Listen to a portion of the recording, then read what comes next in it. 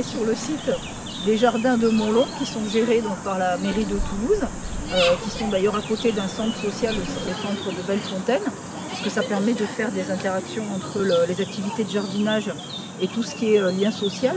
Et là donc on se trouve devant en fait une parcelle qu'on dit donc partagée, c'est-à-dire que les jardiniers vont venir cultiver ensemble, gérer ensemble donc les sols, le travailler, apporter de la matière organique, planter à la fois des légumes. Là un peu plus loin aussi on voit donc un hôtel à insectes pour la biodiversité.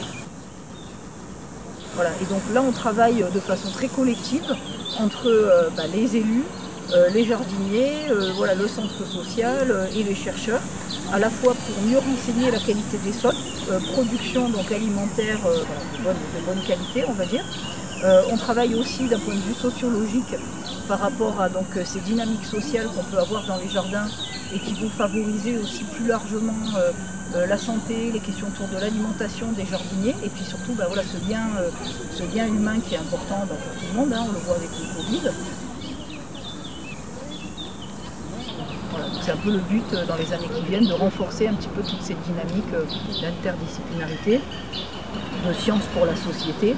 Et puis de meilleure compréhension aussi des mécanismes environnement, santé, etc. pour les jardiniers, pour les agriculteurs, d'être beaucoup plus dans du collectif que dans des oppositions qui ne sont pas très productives.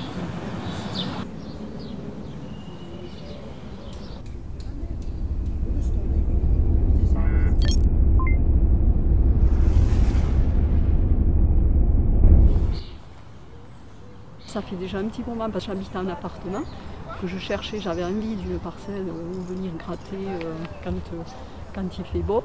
Et quand j'ai vu le projet, j'ai de suite souscrit à ce projet, quoi. Et pour voir un peu comment je m'en débrouille. Et puis c'est un tel havre de paix ici. Moi je ne viens pas forcément pour jardiner. Je prends un livre, je prends mon pique-nique, je m'installe, voilà. Dans la ville, c'est quand même fantastique de voir une telle réalisation.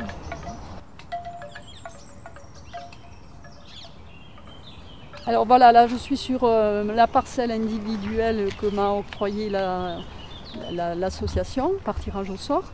Donc moi je suis néophyte en matière de jardin, mon papa cultivait beaucoup, mais voilà, je me contentais de ramasser ce qui faisait pousser. Donc là c'est une première expérience. Donc j'ai mis des tomates, des salades, des mange-tout, j'ai mis des haricots tarbés en graines, une patate douce, une rhubarbe, des petits pois, et puis je me dis je verrai ce que ça donne. Et en fonction des résultats, l'année prochaine, j'orienterai peut-être les plantations Multorama.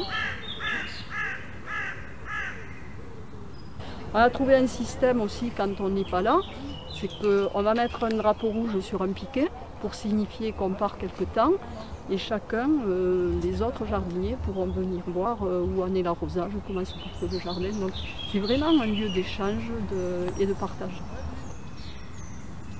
On a envie que ce soit le collectif qui prenne le dessus quand même sur l'individuel. On ne peut pas, parce que sinon après on va être chacun dans notre coin et ça c'est pas bon. On est là quand même pour partager, échanger, passer des bons moments et puis que chacun prenne soin aussi de l'ensemble du jardin, que ce soit l'individuel ou le collectif.